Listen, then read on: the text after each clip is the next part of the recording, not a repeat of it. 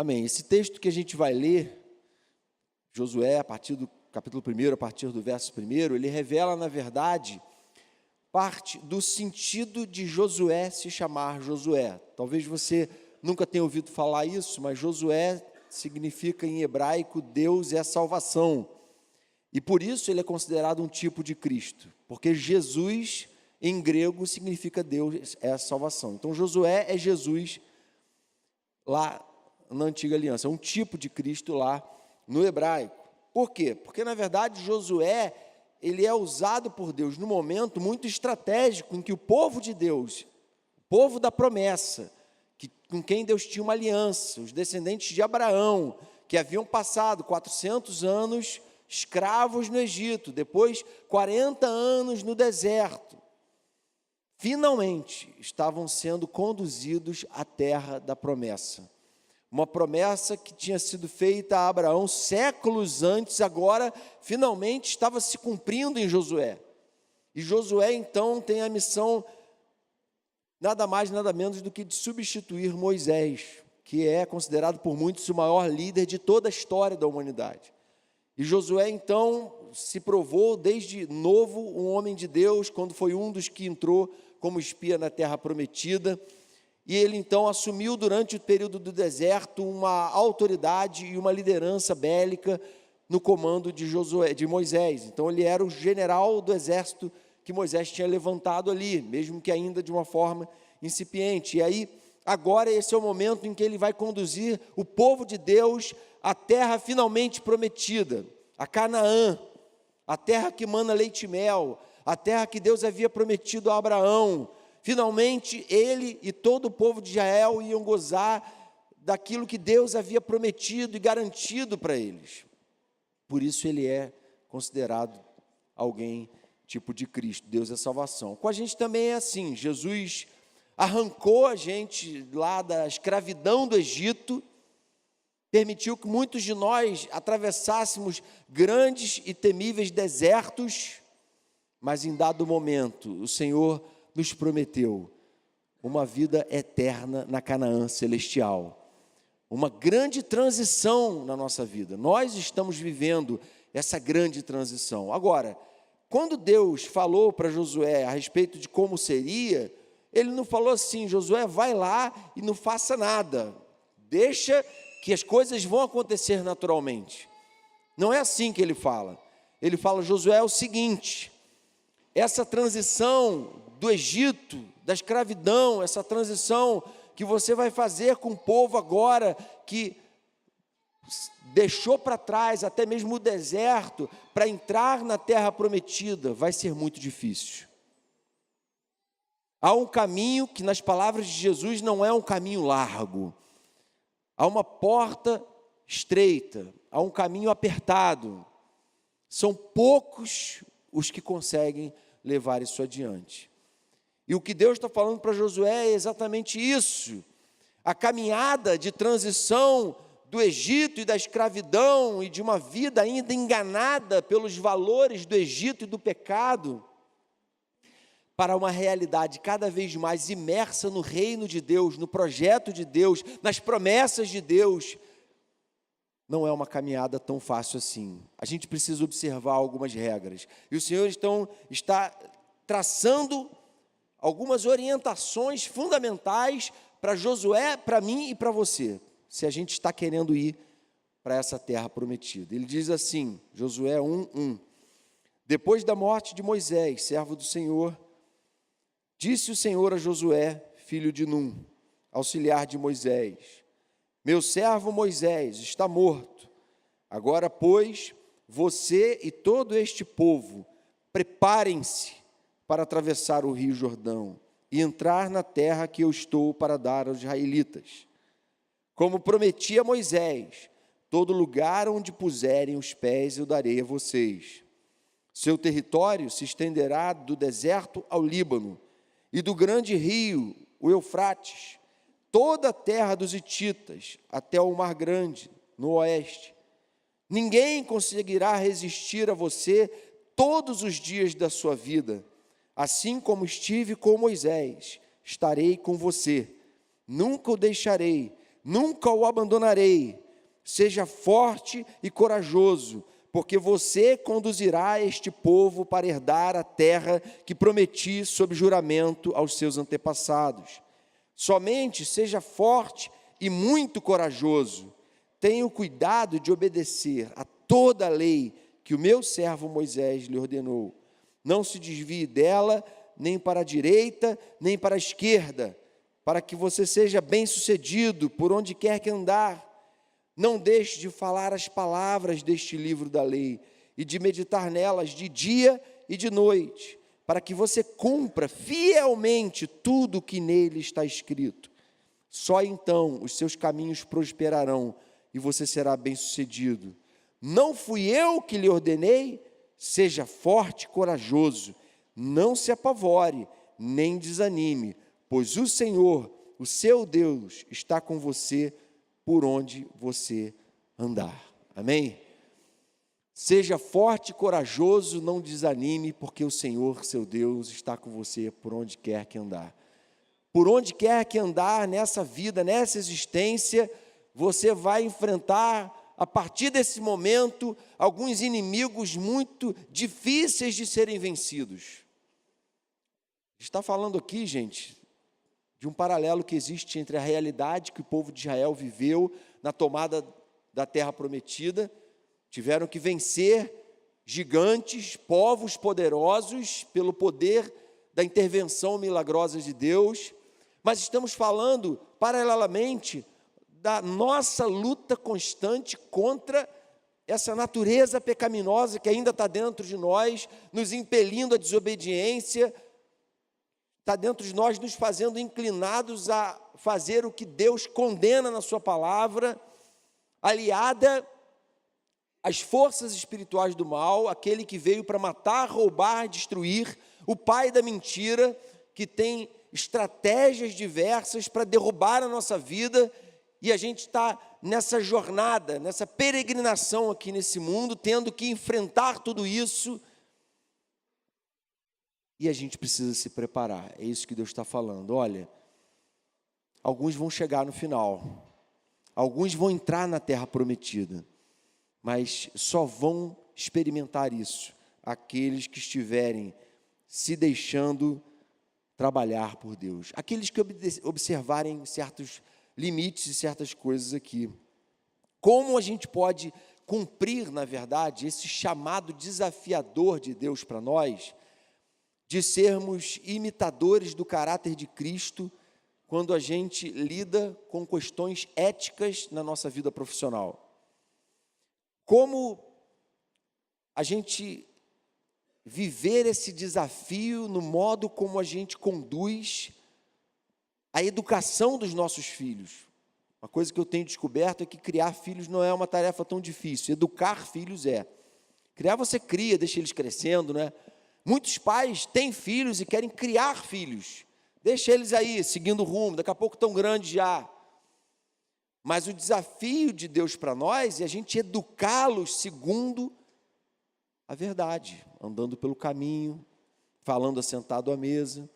Isso é parte da missão dele para nós aqui nesse mundo. Existem inimigos que a gente vai ter que enfrentar nesse processo em relação a esse aspecto, que a gente tem que estar preparado para enfrentar. Vida conjugal, né? Muitos acreditam que a vida conjugal é algo que Deus criou para ele, para si próprio, mas na verdade é mais um meio em que vai também enfrentar os inimigos do seu tempo. Nosso tempo e a cultura que a gente vive tem muitos inimigos da instituição família, da vida conjugal. Muitas estratégias que o diabo tem traçado para destruir o meu e o teu casamento. Ele vai fazer de tudo para isso. E a gente tem uma natureza que soma isso. É só a gente bobear e vacilar. Então o Senhor está falando, olha, esse campo em que vocês vão caminhar como peregrinos aí, essa tomada da posse, essa tomada da terra prometida, ela vai acontecer debaixo de algumas lutas. Eu e você já estamos numa guerra. Essa não é a questão é, nós sabemos que estamos na guerra, nós estamos nos preparando para ela, nós temos nos colocado diante de Deus em oração, nós temos nos preparado para isso, e esse é o primeiro conselho que Deus dá a Josué, é a primeira grande orientação que Ele dá para Josué. Josué, preparem-se para atravessar o Rio Jordão, preparem-se. Verso 8, não deixe de falar das palavras desse livro da lei, antes medita nela de dia e de noite, para que você cumpra fielmente tudo o que está escrito. Josué, Jonatas, se você não preparar o seu coração para enfrentar esses grandes e terríveis inimigos do seu tempo, você dificilmente vai conseguir chegar lá. Conversão, ela acarreta um voto e um compromisso que a gente faz antes de a gente se batizar. Eu me comprometo a usar todos os meios que Deus criou para buscar viver uma vida cheia do Espírito Santo. Quais são esses meios? E a gente meditar e ler a palavra de Deus, e a gente orar, e a gente buscar uma vida de comunhão, e a gente prestar contas ao corpo, à igreja, é a gente expor nosso próprio coração doente muitas vezes, adoecido pelo pecado, é a gente procurar os meios que o próprio Deus criou para que o nosso coração não seja encontrado desapercebido, distraído por aquele que veio para matar, roubar e destruir, por esse leão que ruge ao redor procurando alguém para devorar. E muitos têm sido devorados, e muitas famílias têm sido destruídas, e muitos filhos têm se perdido, porque a gente não tem se preparado, a igreja não tem se preparado. E esse preparo, é verdade, tem sim a ver com o nosso compromisso com a igreja, mas tem a ver, acima de tudo, com um compromisso interno no nosso coração. Provérbios 4:26 diz: acima de tudo, guarde o seu coração, pois dele depende toda a sua vida. A versão antiga dizia: dele procedem as fontes da vida. Gente, presta atenção aqui, tem gente que fala assim: peraí, Jonas, mas eu já estou fazendo discipulado, eu já estou indo numa célula, eu já assisto todas as pregações, e eu queria te dizer que é possível que você esteja fazendo tudo isso, mas no íntimo você não tem um compromisso tão aferrado assim com Deus e com as coisas dele. Há uma obra que o Espírito Santo quer fazer no meu e no seu coração, que pregação nenhuma pode fazer. Você pode ouvir 10 pregações por dia, a pregação em si não tem o poder que tem um coração rendido, sedento pelo Espírito de Deus, que clama e que busca uma vida renovada na presença de Deus. Há uma transformação que Deus quer operar no teu coração de dentro para fora, que a mera frequência a um grupo de discipulado não vai transformar, exceto se você estiver lá no seu íntimo, determinado a se render ao Senhor e a buscá-lo, a ter o seu interior tratado. Se você não estiver cuidando do seu coração ao longo de toda a semana, toda essa estrutura criada para te atender, te amparar, não vai passar de ilusão superficial, de casca. Por outro lado, se você tem buscado no íntimo a presença de Deus, se você tem regado o jardim do teu coração, a vida vai brotar nele, e toda essa estrutura, e tudo que você fizer para buscar a Deus, vai te alimentar, vai te vivificar, vai te animar, vai te alegrar, vai te encorajar, vai te fazer mais forte nessa luta, vai te fazer humilhar mais vezes o inimigo. Entenderam? Não estou aqui desencorajando a nenhum desses recursos que a gente traçou como estratégia de Deus, bíblica. O culto é uma delas. Mas o que eu estou dizendo é que se você frequenta regularmente a um culto, mas não tem no íntimo se rendido a sua alma a Deus, essas palavras entram para o ouvido, saem pelo outro e nada acontece, nada muda. Mas quando a gente está cuidando do nosso coração, a gente está se colocando no quarto com a porta fechada, em secreto diante do nosso Deus, rasgando o nosso coração diante dele, clamando por misericórdia, confessando abertamente os pecados e chamando cada pecado de pecado. Quando a gente está tendo um relacionamento sincero com Deus, à luz da palavra dEle, aí, irmãos, tudo quanto é lugar que você entrar, você vai exalar o bom perfume de Cristo, você vai ser bênção, você vai ser alimentado, você vai ser ministrado, você vai estar sensível para ouvir a voz de Deus na voz do teu líder de célula, do seu marido, da sua esposa, porque o seu coração está sendo regado, você está investindo nele, você está lá dia e noite meditando na palavra, deixando o Espírito de Deus ministrar, essa unção que quando a gente recebe, não é necessário que ninguém mais nos ensine, porque o próprio Espírito de Deus é um professor em tempo integral, ministrando e nos ensinando o tempo inteiro, nas mais diversas situações, as situações mais corriqueiras da vida. É interessante que quando Paulo estava passando alguns ensinamentos para Timóteo, uma frase muito marcante dele para Timóteo é a seguinte, lá em 1 Timóteo 4,16, atente bem para a sua própria vida e para a doutrina, perseverando nesses deveres, pois agindo assim, você salvará tanto a si mesmo, quanto aos que o ouvem.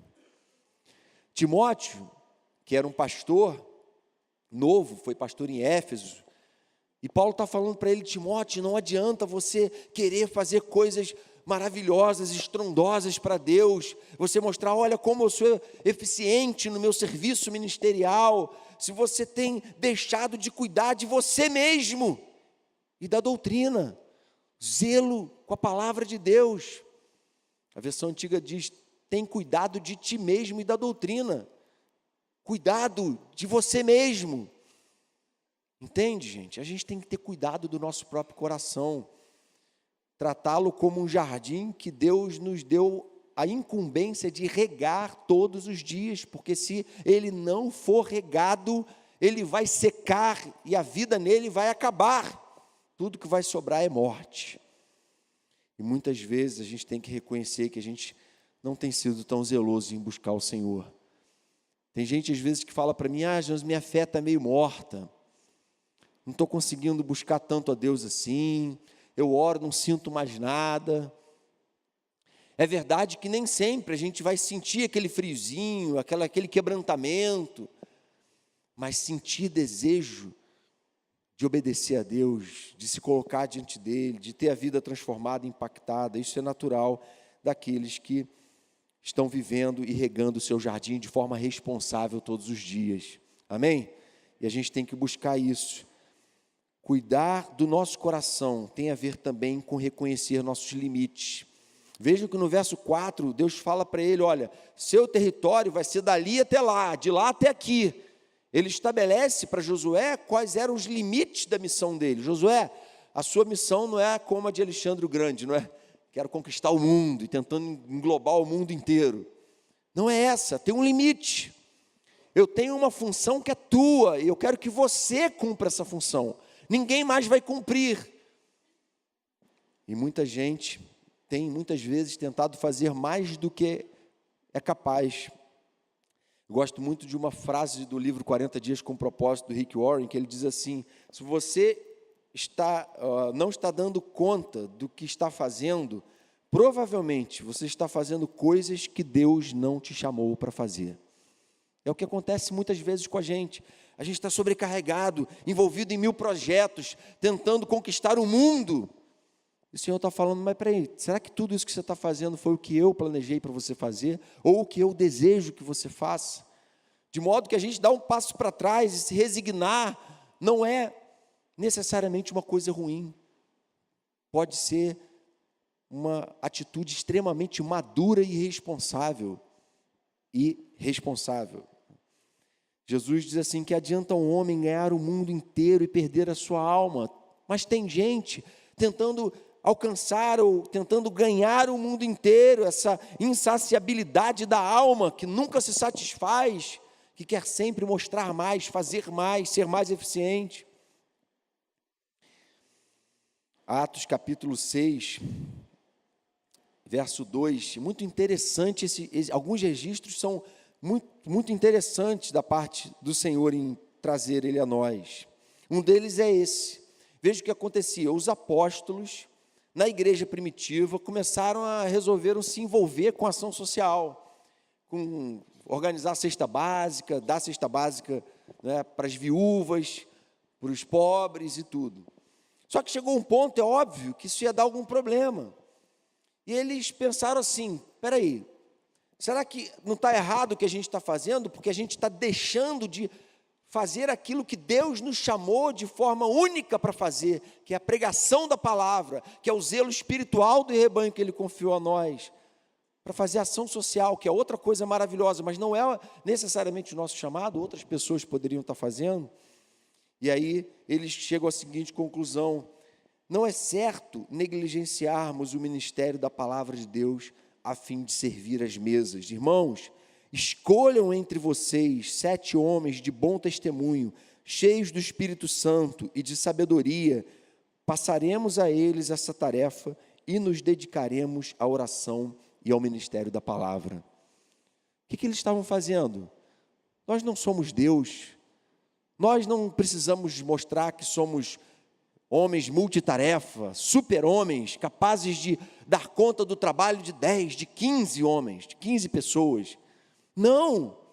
A grande beleza da igreja é a gente perceber que tem certas coisas que só certas pessoas vão fazer, porque foi o dom que Deus deu para elas, é o chamado que Deus deu para elas, e elas não são melhores do que nós, porque exercem esse chamado, nem nós somos melhores do que elas, no nosso chamado. E a gente então vai se resignando. Uma palavra que marcou muito a minha vida, na verdade, logo no início do seminário, acho que eu já compartilhei isso aqui com os irmãos. Um professor disse assim: cuidado quando você está dizendo que está fazendo isso e aquilo, porque afinal de contas você está fazendo a obra de Deus. Porque a obra de Deus, em primeiro lugar, é você. E muitas vezes a gente está fazendo tanta coisa que nós não temos tempo para regar o nosso jardim, para cuidar do nosso próprio coração. E Deus fala para Josué: Josué, medita nessa palavra dia e noite. Josué, você precisa se alimentar da lei, porque senão essa missão vai se tornar qualquer coisa, menos a missão que eu tenho para você. Porque senão as suas motivações vão se tornar as motivações gananciosas de um grande líder poderoso, que daqui a pouco vira um ditador. Mas quando você está meditando nessa palavra dia e noite, você está entendendo o teu chamado, e esse chamado está sendo moldado pelo Senhor. Deus delegou a você a responsabilidade de cuidar desse chamado, desse jardim, e que a gente aprenda isso. Então, em segundo lugar, Deus quer saber se você tem sido fiel. Primeiro, Deus quer saber se você tem cuidado do jardim, se você tem cuidado de si mesmo e da doutrina. Segunda é se você tem sido fiel. Verso 7. Tenha cuidado de obedecer a toda a lei que o meu servo lhe ordenou. A razão é essa que eu acabei de apresentar. Se a gente não tiver esse zelo, esse apego à palavra, só a Escritura, só a Escritura, agora todo mundo sabe, agora a gente pode falar. Se você não estiver nesse espírito de ser zeloso para com o chamado de Deus para a sua vida, você vai certamente adoecer, porque você vai começar a entender que outras coisas pecaminosas muitas vezes têm mais importância. Lembram da história do filho mais velho, o irmão mais velho do filho pródigo? O irmão mais velho do filho pródigo, ele servia ao pai, mas ele servia com senso de superioridade. Ele se achava tão bom e tão superior e tão mais merecedor que ele fica inconformado com o perdão do pai sobre a vida do irmão. É o que muitas vezes acontece com algumas pessoas. Estão tão adoecidas com seu senso de superioridade, porque afinal de contas eu tenho servido a Deus melhor do que ninguém, que acabam perdendo o foco, porque não se voltaram para a palavra e não deixaram essa palavra moldar as suas emoções, suas motivações. deixaram de ter motivações santas, deixaram de ser motivados pela glória de Deus. O irmão mais velho era motivado pela sua glória própria. Outro exemplo é aquele fariseu diante do publicano: dou o dízimo de tudo que ganho, jejuo 2 vezes por semana, olha como eu sou espiritual. Mas Jesus diz que não foi ele que desceu justificado, foi o publicano miserável que se humilhou. Mais um exemplo de alguém que pode estar sendo impecável, mas perdeu a fidelidade ao espírito da palavra. Um outro exemplo bíblico é Marta, não é? Estava fazendo tudo certo. Maravilha, uma mulher exemplar, uma serva exemplar de Deus. E Jesus fala: Marta, você está perdendo a melhor parte. Por que está perdendo a melhor parte? Porque o coração está desorganizado, não tem investido na sua própria alma. Tem tentado ganhar o mundo inteiro, mas está perdendo a si mesmo. Muita gente adoece e se distancia do caminho e se perde, porque tentando fazer e acontecer, deixaram que motivações erradas entrassem, e o coração foi adoecendo e foi morrendo. Agora, nós seremos fiéis ao chamado de Deus, sempre que entendermos que o tempo, os dons e os recursos que Ele confiou a nós não nos pertencem, mas somos apenas administradores de tudo o que Ele nos confiou. Amém? Somos apenas administradores. Gosto muito de um texto em que Paulo diz assim, 1 Coríntios 4, que todos nos considerem como servos de Cristo e encarregados dos mistérios de Deus. O que se requer desses encarregados é que sejam fiéis. Conferência de Atos 29, em maio, eu lembro que uma frase que marcou e eu guardei ela de cabeça, de um dos preletores, ele dizia o seguinte: Deus não tem uma missão para você, Deus tem você para a missão dele. Mas a gente esquece isso, que nós não somos donos daquilo que temos e somos, nós somos apenas administradores, dispenseiros, somos apenas encarregados de dar conta dessa missão. Por isso, a gente tem que guardar esse bom depósito que o Senhor confiou a nós, e ser fiéis à palavra dEle, e caminhar com muito temor no coração, buscando viver uma vida de fidelidade e obediência, para chegar no final da nossa vida, como Paulo dizer: combati o bom combate, terminei a corrida, guardei a fé. Agora me está reservada a coroa da justiça, que o Senhor, justo juiz, me dará naquele dia, e não somente a mim, mas também a todos os que amam a sua vinda. Você quer ver a volta do Senhor? Eu também quero ver a volta do Senhor. Você quer usufruir de todas as promessas do Senhor? Você quer chegar no final e dizer: combati o bom combate, terminei a corrida, guardei a fé? Então seja fiel ao Senhor. Seja como os crentes de Bereia, abra sua Bíblia, leia, medite e aplique ela à sua vida. Busque-a com sede, busque ser zeloso. Julgue a sua própria consciência, julgue as suas atitudes, os seus valores, o seu jeito de falar, o seu jeito de se comportar, as escolhas que você está fazendo na sua vida à luz dessa palavra, e deixe-se confrontar por ela, porque eu posso te garantir que muitas vezes ela vai diretamente contra a sua vontade. Ela tem ido invariavelmente contra a nossa vontade. E Jesus então diz que, devido ao aumento da maldade, o amor de muitos se esfriará, mas aquele que perseverar até o fim será salvo. Perseverar até o fim em ser fiel, em guardar o bom depósito. É interessante que um dos princípios da reforma protestante, que Lutero defendeu, o pastor Henrique falou aqui 2 semanas atrás, foi o princípio do livre exame das Escrituras. Se todo cristão tem o Espírito Santo, logo todo cristão é capaz de ler, meditar e aprender com as Escrituras. Não precisa ser um clérigo, não precisa ser um teólogo. É alguém que é iluminado pelo Espírito no entendimento e na leitura da palavra. Contudo, um problema que decorreu desse princípio foi que muitos hoje acham que tem a livre interpretação das Escrituras. Deus não nos deu liberdade para interpretar a palavra dele como a gente quer, não.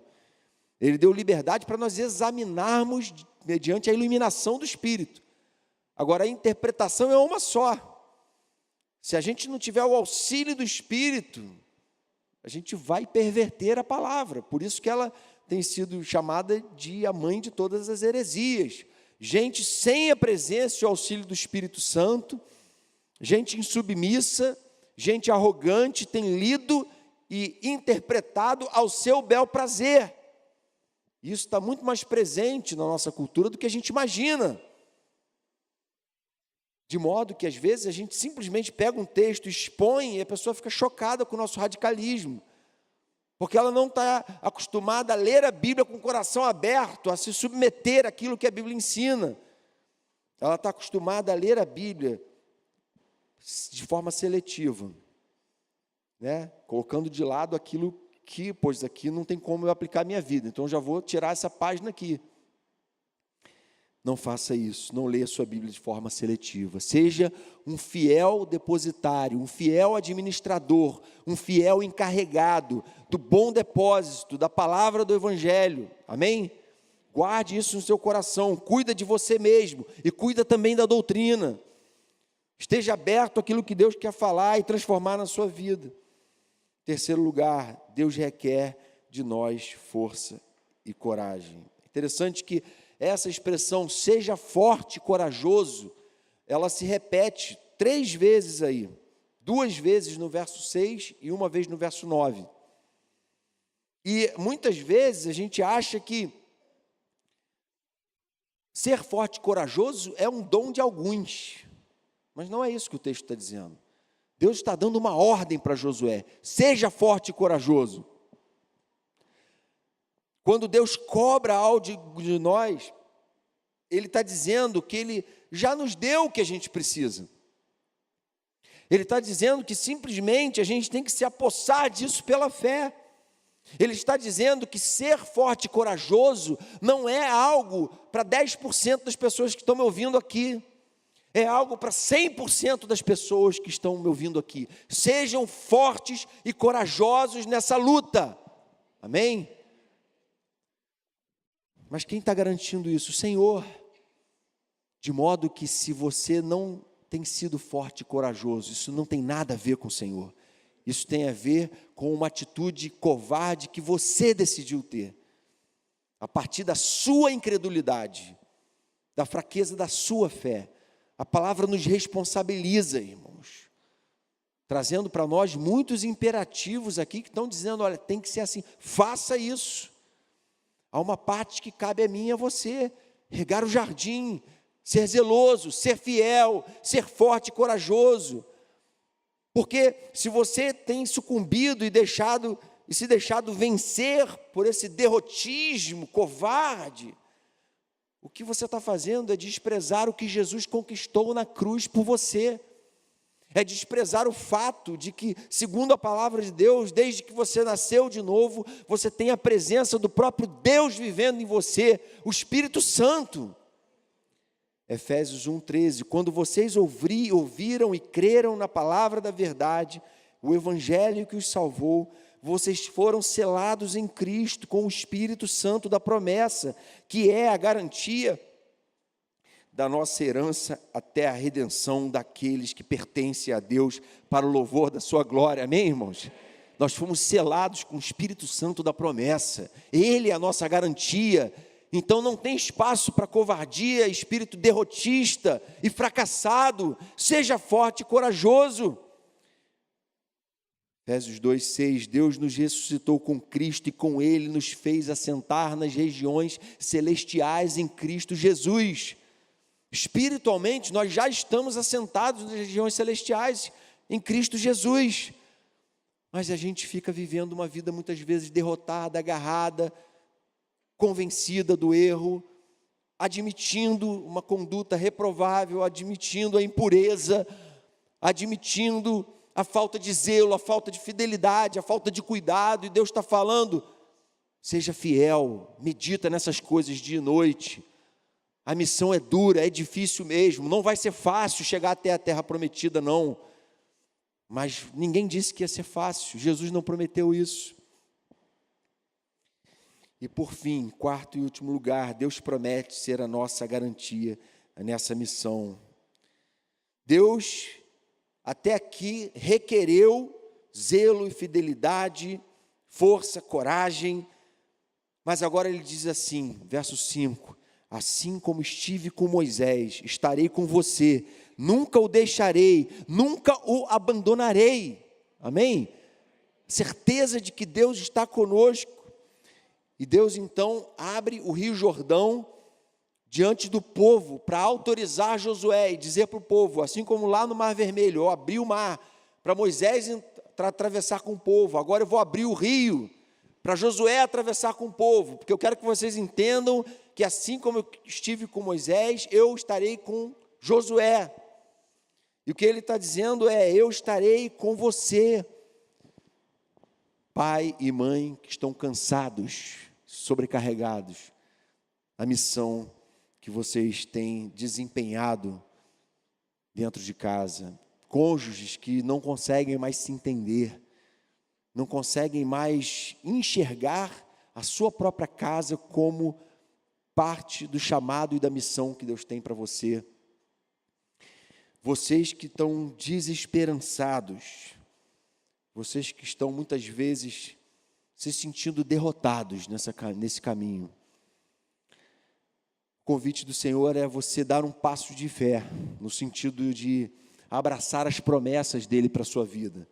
Salmo 91, verso 7, muitos conhecem de cor esse versículo que diz, caiam 1000 ao teu lado e 10.000 à tua direita, tu não serás atingido. Você não vai ser atingido, não é porque você é melhor ou pior, é porque você é um homem e uma mulher de fé, que crê que a sua vida está guardada pelo Senhor. Enquanto cumprimos a nossa missão, precisamos caminhar conscientes de que o Senhor é o maior interessado no sucesso dessa missão. Ele vai nos guardar porque essa missão não é nossa, é dEle. O Senhor é o maior interessado em ver as famílias aqui, que estão me ouvindo agora, prosperarem, em ver a reconciliação do coração dos pais aos filhos, dos filhos aos pais, em ver casamentos sólidos, inabaláveis, mesmo diante de todo o apelo do pecado e de um mundo perverso e depravado, como a gente tem testemunhado. E o casamento continuar firme, em pureza, em santidade.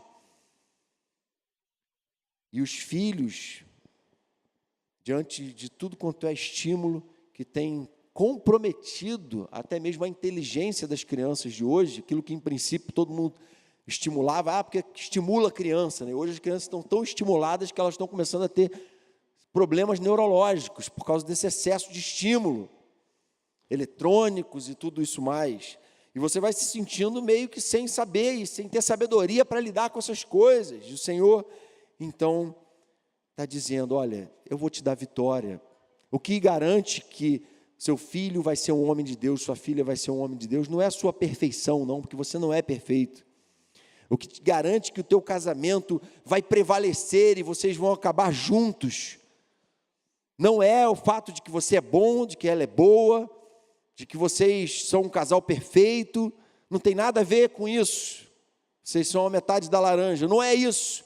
É o fato de que vocês têm uma aliança comigo, estão vivendo de acordo com essa aliança.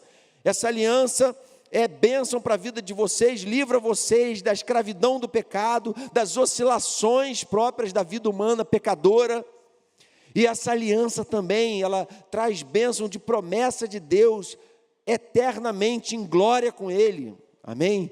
E aquele que perseverar até o fim, esse vai ser salvo. Não deixe de falar as palavras deste livro, de meditar nelas, para que você cumpra fielmente tudo que nele está escrito. Só então os seus caminhos prosperarão e você será bem-sucedido. Só então. Não tem atalho, não tem outro jeito de você ser bem-sucedido como um homem, como uma mulher.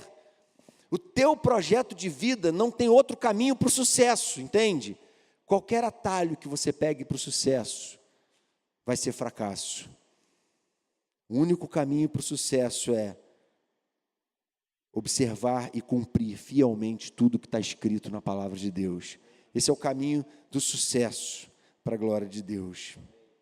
Algumas aplicações finais aqui para a gente encerrar.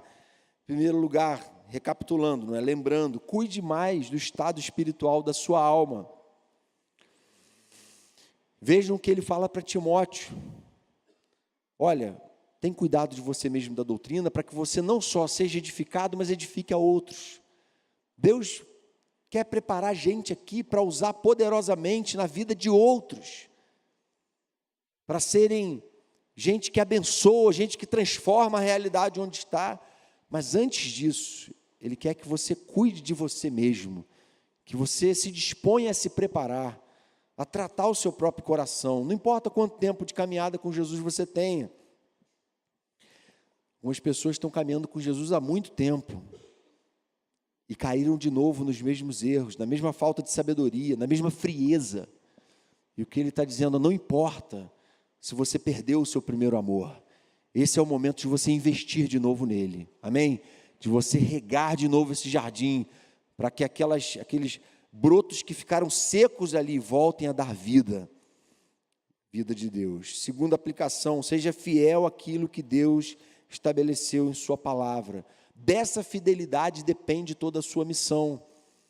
Sua missão não é sua, é a missão de Deus em você. Ele tem você para a missão dele, e a missão dele não vai ser bem sucedida se não houver fidelidade à palavra dele. Volte-se para a palavra dele, seja fiel e busque cumprir.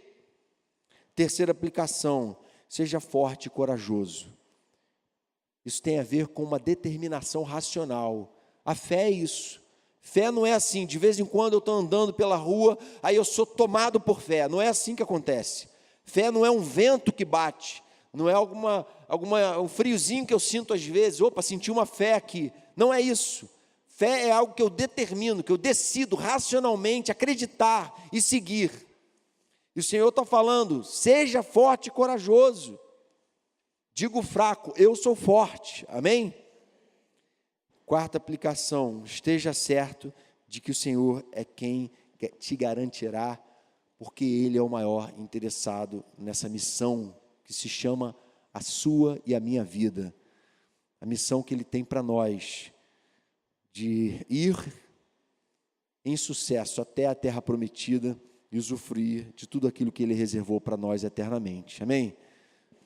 Senhor bendito, queremos te louvar pela tua palavra, que nessa noite, mais uma vez, nos fala tanta coisa que a gente já ouviu, tanta coisa que a gente conhece, Senhor, mas na prática, a gente precisa confessar que a gente tem falhado, a gente tem perdido o primeiro amor por estar te buscando pouco, estar sendo pouco zeloso. Perdoa, Senhor, nossos pecados, vem nos dar zelo e fervor espiritual, para que, Senhor, até mesmo antes de chegarmos aqui no domingo, ao longo de toda a semana, o Teu Espírito ministre sabedoria ao nosso coração, ministre vida renovada, ministre paz, ministre cura, ministre santidade, fidelidade, Senhor, à Tua palavra. Vem nos capacitar a ser fiéis à Tua palavra, vem nos fazer fortes e corajosos, porque não é a Tua igreja, as portas da Tua igreja que resistem contra as investidas do inferno. A Tua palavra diz que são as portas do inferno que não resistem contra a igreja. Somos nós que estamos na ofensiva, somos chamados a ser fortes e corajosos, homens e mulheres de oração, homens e mulheres que têm a sua vida no altar, que em humildade se colocam todo dia buscando regar esse jardim e se preparar toda e qualquer tribulação que se abater sobre nós. Faz assim conosco, certos de que o Senhor nos garantirá no fim. Toda honra, toda glória e todo louvor serão dados ao Senhor. A missão é Tua, nós somos Teus. Perdoa-nos se temos sido maus administradores encarregados. Senhor, e vem tomar em Tuas mãos nossas vidas, dons, recursos. Vem nos tomar totalmente em Tuas mãos. Nossas casas são fortalezas Tuas, Senhor. contra toda investida maligna, contra o leão que ruge, contra os seus dardos inflamados. Faz-nos caminhar em triunfo até a terra prometida, é o que te pedimos, para tua honra, louvor e glória, Jesus. Amém, Pai.